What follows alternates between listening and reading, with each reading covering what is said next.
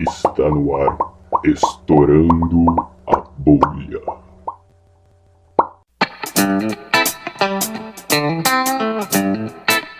Estamos no ar com mais um Estourando a Bolha e eu sou o Bob e hoje eu não quero entrevistar ninguém. Meu nome é Ariel e eu tô curioso pra saber o que ninguém vai falar hoje. Meu nome é Renato e eu sou o ninguém. Gente, eu sou a Flor e acabamos de entrevistar absolutamente ninguém, então muito obrigada por esses 2 segundos que vocês acabaram de ouvir. Até mais, valeu, falou. Falou!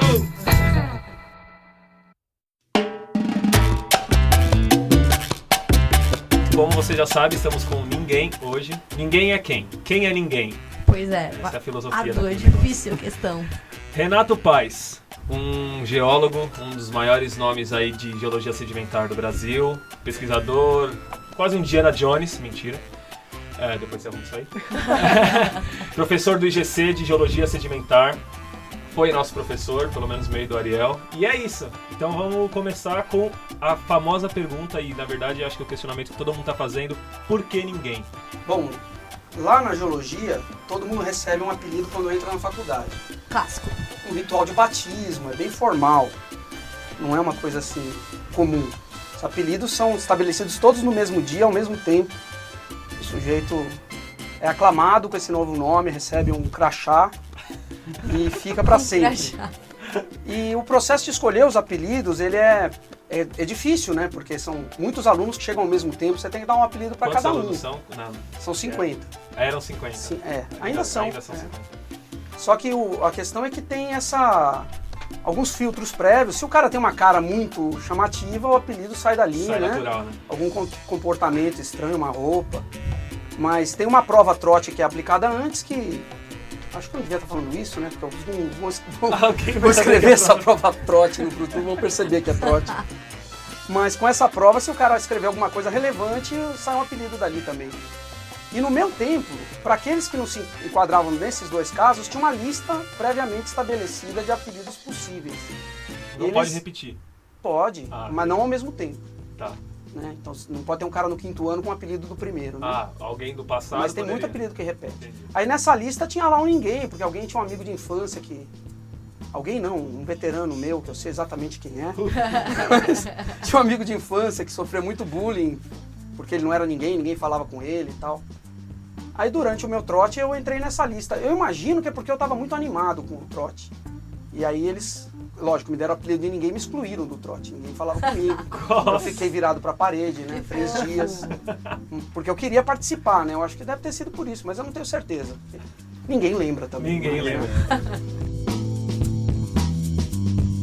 Bom, e a gente quer saber o que geologia estuda? Por que ela é considerada tão importante para a sociedade e o que ela traz de resultado para a gente num âmbito geral? Bom, a geologia é uma ciência tradicional, né? Um ramo da ciência natural muito importante por vários aspectos. Para o Sheldon é o pessoal dirt people, não é isso que ele chama?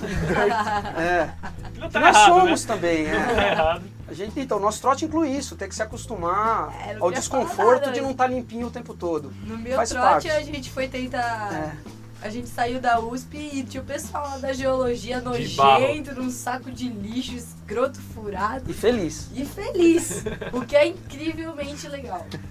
Mas a geologia é o ramo que estuda essa parte, processos, dinâmica dos produtos da terra sólida, né? E é claro que isso tem um impacto econômico muito grande, tem várias áreas da economia, dos recursos minerais, dos recursos energéticos, que o desenvolvimento dos projetos precisa de geólogo, muitas vezes geólogo encabeça isso.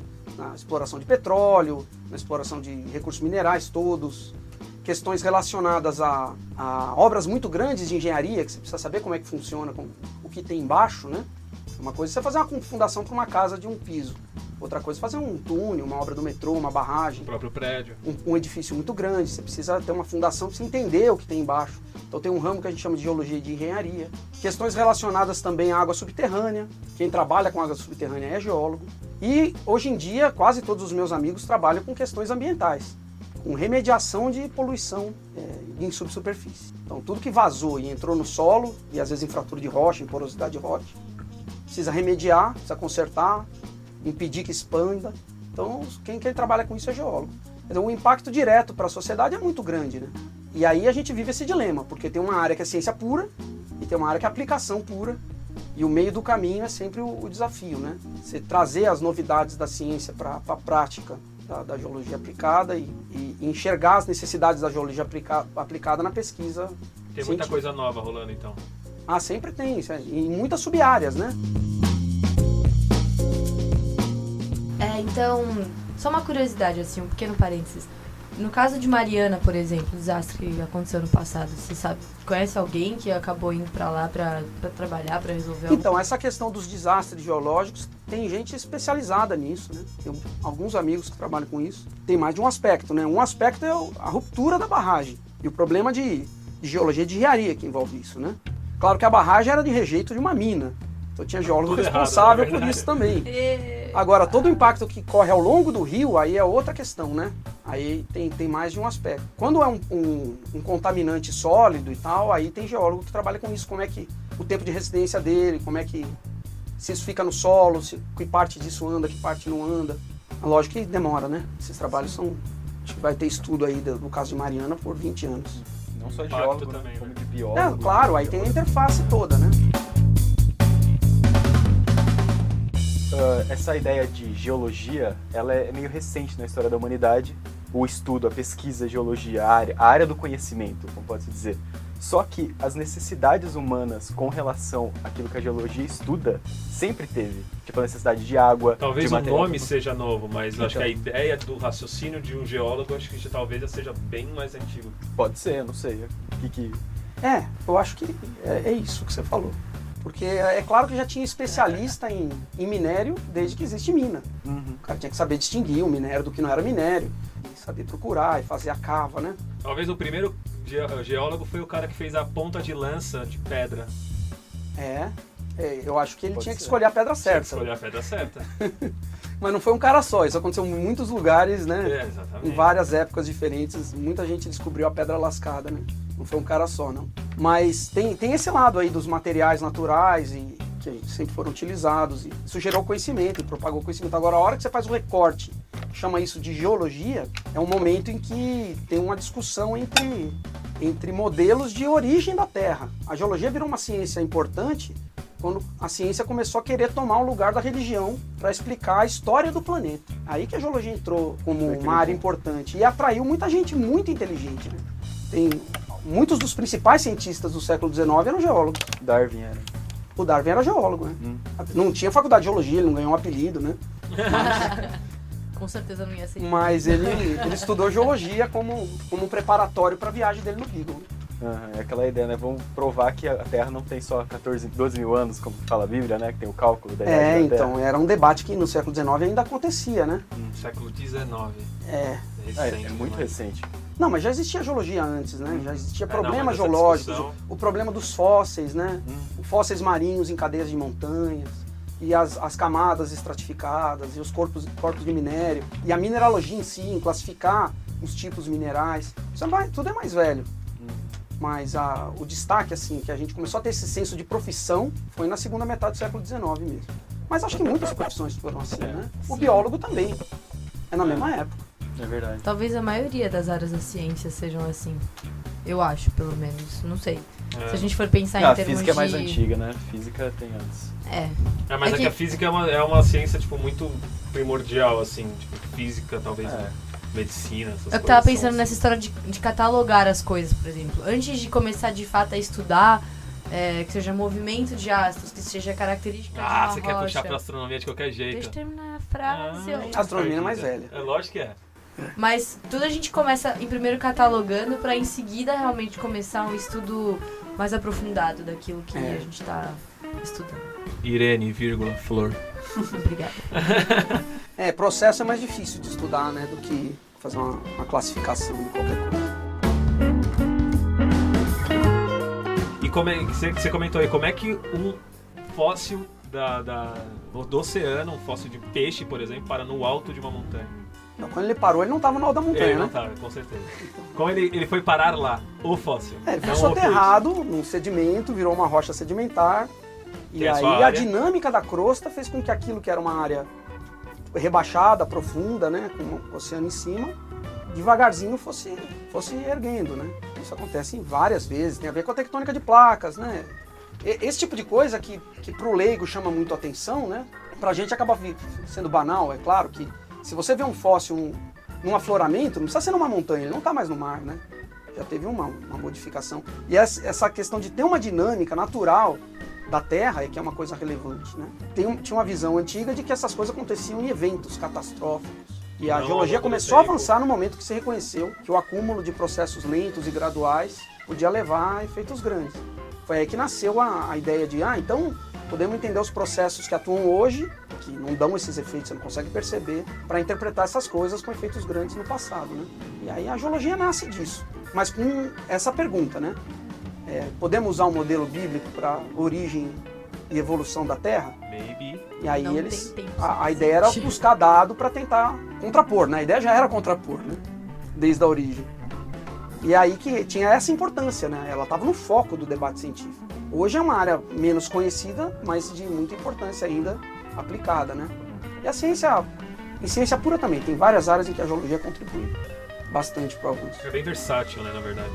Tem muitas geologias, né? Tem muito. Tem que você se Tem até especializa. geologia na astronomia, que você pode ver geologia de planeta. Então isso é bem interessante, né? Só que, assim, desde o início da geologia, no século XIX, a gente tem esse moto, né? Esse lema de que o campo é que resolve. Porque se você não for para o campo testar e ver e olhar as coisas lá como são, não dá. Então imagina a dificuldade que é para esses caras que trabalham em geologia de Marte, né?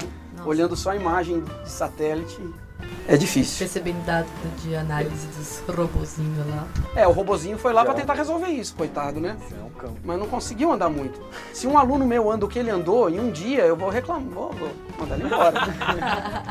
Tem que andar mais do que isso para ver alguma coisa. Mas é um começo, né? Começa.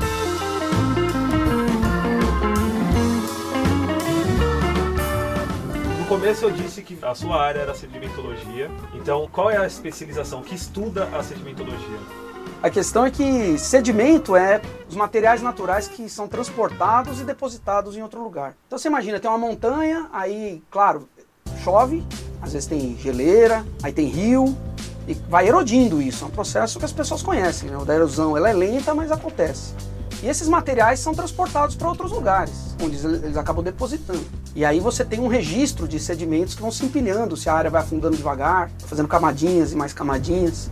E é um registro do passado que é o mais contínuo que nós temos. Porque os outros tipos de rochas que se formam por cristalização de magma, que são as ígneas, né? Ou rochas que se formam por alteração de outras rochas que já tinham antes, se você muda a pressão e a temperatura, que são as metamórficas, elas tendem a registrar só esse evento, onde elas adquiriram aquela textura, aquela mineralogia, né? A sedimentar se empilha, né? Então você vê um intervalo de tempo, outro intervalo de tempo, que diz que é como se fosse um livro contando uma história, né? Então a maior parte do que a gente sabe sobre a história da Terra no passado é a informação extraída de rochas sedimentares. Os fósseis estão nelas, né? E como você sabe que um fóssil é mais velho, o outro é mais novo, e a gente consegue identificar o ambiente em que formou. Então você consegue dizer se quem depositou aquilo foi um rio, se foi uma praia, se foi um lago, se foi um mar, e aí contar uma história da evolução da paisagem também, né? Então um geólogo é basicamente, no seu caso um sedimentólogo, é basicamente um historiador do planeta Terra. É como se Nesse fosse. sentido. Tem um ramo da geologia histórica, né? Que é que se preocupa com essa questão da mudança ao longo do tempo, dos ambientes, dos processos e dos bichos também, né? Tem muita lacuna para preencher também, né? Assim, o registro não é completo num lugar só, mas se você juntar tudo que tem no mundo, E aí você faz correlação e data aqui, data lá, e enche os vazios. Mas a pergunta, essa era uma pergunta relevante, né, do século XIX para frente, de montar uma coluna geológica do tempo, né? E ela já está estabelecida, estão refinando detalhezinhos aqui e ali, mas isso já não é mais a pergunta. A gente tem outras perguntas para responder de muito mais detalhe que isso.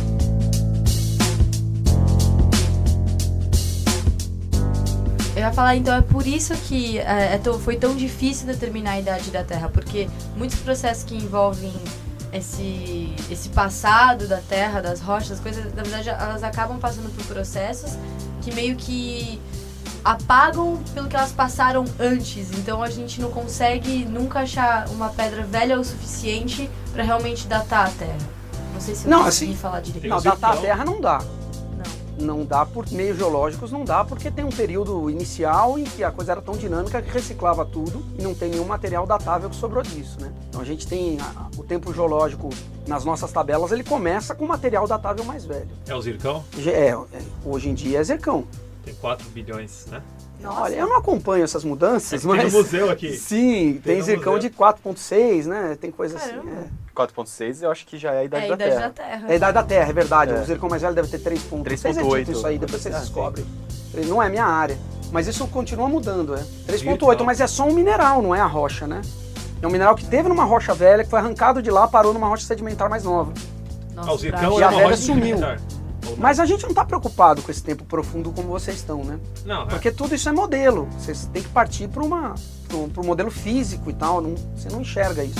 Agora, detalhar o que aconteceu depois disso é importante.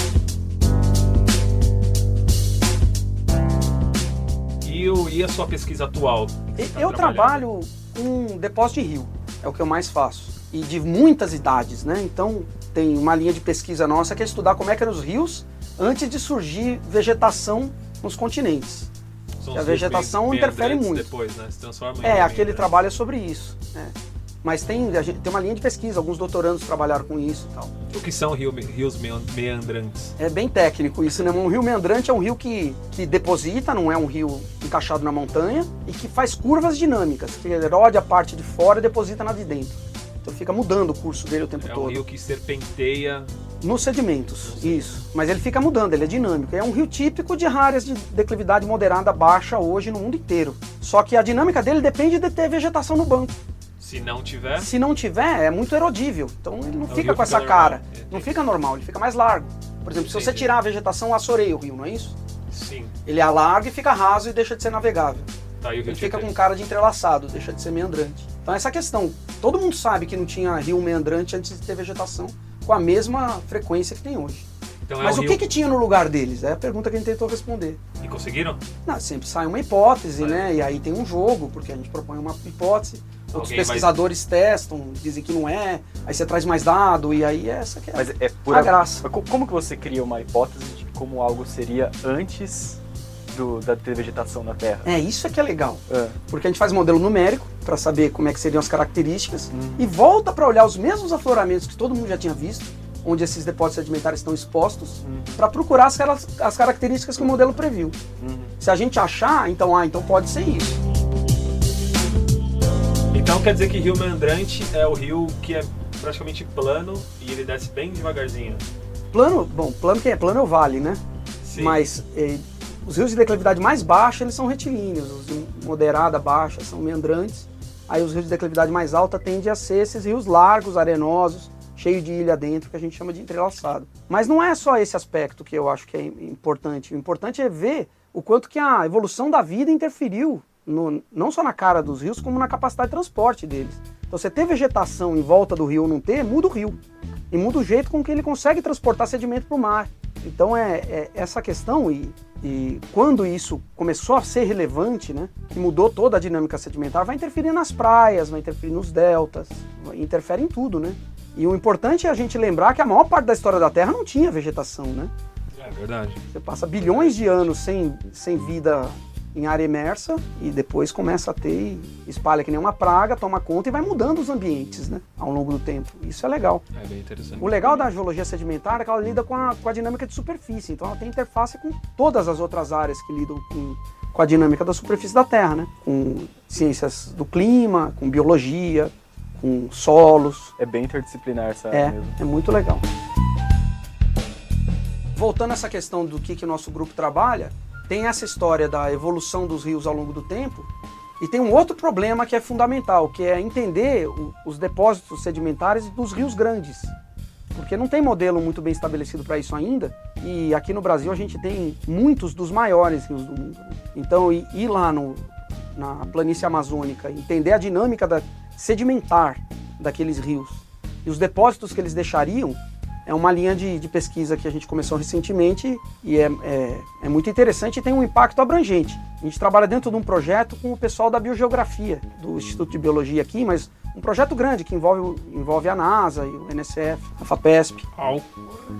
Mas é um projeto deles, né? A gente faz a beiradinha geológica do projeto. Tá dentro. Que é uma questão de como os rios interferem na biodiversidade da Amazônia.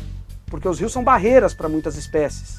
Só que os rios são dinâmicos e os biólogos não entendem como eles mudam ao longo do tempo e como isso afetaria o papel deles como barreira. Porque se atravessa, por exemplo, os solimões, a maior parte das espécies de ave que não voa é diferente de um lado do outro, como é no Madeira, como é no Negro. E primatas e aves de voo curto que voam e muitas outras espécies. Então, Divisor de espécies, né? é divisor de espécies. Na verdade, os biólogos tentam entender o papel do rio na geração de duas espécies diferentes. Você divide uma população em duas, elas perdem contato genético, começa a virar duas coisas diferentes. Isso acontece de forma diferente para grupos de animais e plantas diferentes. E o rio também é dinâmico, então o problema é muito complexo. Né? E como é que funciona esse processo dinâmico do rio? E voltando no tempo geológico, quanto tempo faz que esses rios estavam lá? Né? Quando que começou a ter esse processo aqui ou ali? São as perguntas muito difíceis de responder, que precisam que a gente primeiro entenda como é que é o depósito de um rio grande, para saber, bom, se tinha um rio grande aqui entre esse trecho e o outro, a gente vai reconhecer depósitos que parecem com os de Rio Grande de hoje.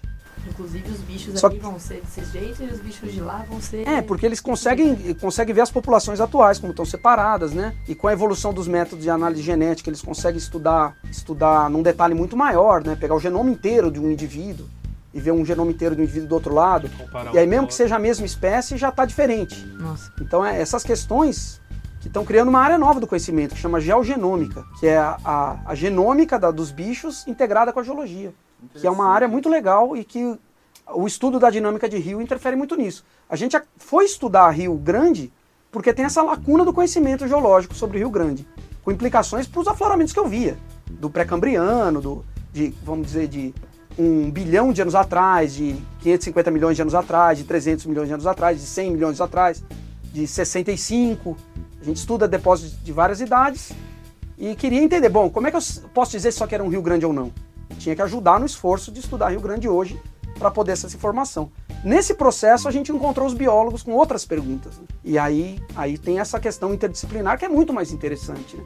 A gente não está mais respondendo por uma comunidade de amigos ali da sedimentologia de rio e está se comunicando com uma coisa mais abrangente. É uma comunicação entre institutos que a priori, quando você vai olhar, fala, não tem nada a ver. Mas... E é interessante que você tem que aprender uma nova maneira de se comunicar. Porque é muito difícil. A gente fez um simpósio dos biólogos com os geólogos dentro desse projeto, financiado pela FAPESP. E engraçado que tem um biólogo que trabalha com borboleta lá, que é meu amigo de infância, né? Que bonitinho. E aí eu sabia o problema que ia ser a comunicação, né? Eu sabia o problema que ia ser. Você já conhecia a aí, peça. Aí eu fui estudar um pouco do vocabulário deles, para pelo menos conseguir não entender errado. Porque o mesmo termo que eles usam num contexto, a gente usa em outro. Ou termos que você nunca ouviu, e aí você fica balançando a cabeça fingindo que entendeu. Você não entendeu o que eles falaram. E aí a conversa não flui, né? Bem assim. Porque o jargão não serve, como dizem as pessoas que acusam a gente, para proteger uma área. É para acelerar a comunicação. Se você, em vez daquela palavra, for usar o conceito inteiro explicado em 3 páginas, a comunicação não flui, né? Então, aprender o jargão do outro é o fundamental para fazer interdisciplinaridade, né? Mas eu não aprendi tudo, né? Aprendi um pedacinho que gerou mais dúvida do que qualquer outra coisa. Mas facilitou um pouco da conversa, deu pelo menos para entender o que eles precisam do que a gente pode gerar, né? No fim, essa comunicação precisa ser feita, né? O que um pode ajudar o outro. Porque não tem como você se especializar no que o outro está fazendo. Né? Esse desafio da interdisciplinaridade é muito grande por causa disso, né? O isolamento, ele não acontece porque a gente, não quero falar com esses caras. É porque é muito difícil mesmo entender o que eles têm para dizer. Já é difícil a sua área, se especializar em duas distintas, você teria que... As pessoas têm que estudar outra área para poder conseguir conversar. Tipo, fazer um curso básico de graduação daquela área. Aquela disciplina. Vamos sentar numa ali, Biogeografia 001. Quais são os termos que vocês usam? Se isso rende uma outra área da ciência, acho que nada vale mais a pena do que fazer algo do gênero. Tem muita gente animada com isso. Eu acho que é uma boa perspectiva. Mas, vamos ver, o financiamento está encolhendo, né? Não é só aqui, então tem algumas questões que precisam de muito dinheiro, né? De fazer perfurações profundas na Amazônia para pegar rochas sedimentares de idade que não aparecem na superfície. Essas coisas são caras, né? Normalmente são feitas dentro da indústria do petróleo ou da mineração, mas fazer esse tipo de aquisição de dado para a ciência pura é difícil, porque é caro. Aí precisa de um pool de várias agências de fomento de vários países. E aí precisa de tempo para coordenar isso, né? As coisas são complicadas, mas sai. Demora mais do que o normal, essa que é a questão. O desinteresse das pessoas por ciência em geral, né? Porque se for pra petróleo, só porque gera grana em 2 segundos e meio, bora furar, pessoal. Mas Fura agora, tudo. conhecimento que é bom. Mas enfim, você contou sobre o Rio Amazonas. Qual que é a diferença do processo sedimentológico, tá certo isso? Sedimentar é melhor. Sedimentar? É. O processo sedimentar do Rio Amazonas, por exemplo, para um rio de menor escala, assim, sei lá, um rio meandrante talvez, ou um rio Tietê, Então, por isso é uma exemplo, pergunta tá mais legal, perto, porque assim, o tamanho do canal faz com que você tenha estruturas sedimentares de tamanho diferente. E a diferença de tamanho é assim, uma coisa impressionante, não dá porque pra comparar, né? tem trecho que a gente está estudando do Rio Amazonas que ele tem 65 metros de profundidade. Aí você tem umas ondulações de areia que são dinâmicas, que se mexem lá no fundo, Tipo duna. que são dunas, a gente chama elas de duna, só que é duna subaquática, né? Que num rio pequeno normalmente tem meio metro de altura, as de lá tem 12. Num rio pequeno tem 3 metros de comprimento, lá tem 350. Vamos inventar o Sand Aquaboard. E aí agora. a morfologia é diferente e o jeito que ela fica no registro é outro. Então essa é a linha de investigação que a gente Então, vai na atrás. verdade, você consegue, quando você vê, por exemplo, um perfil ou um furo, você realmente consegue identificar, não, aquilo era um rio do Não, passado. assim. ainda não consegue. Ainda não. É isso que a gente está É isso que perseguindo, eu- exatamente. Que legal.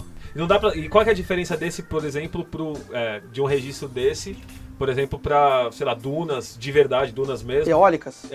Aí Ou é diferente. mar. A duna eólica é sempre uma areia muito fininha, Mais a fina, duna de né? rio tem coisas maiores, os ângulos das estruturas que vão formar são diferentes, tem um monte de critérios técnicos, né? É um diagnóstico, assim, como que um médico clínico faria, né? Granometria, tamanho de Aí, grão. não, é mais pela estrutura e pela geometria dos corpos e tal, mas é bem técnico. Que legal. Rio Amazonas tá aí, pessoal. Detalhista. Vamos surfar lá.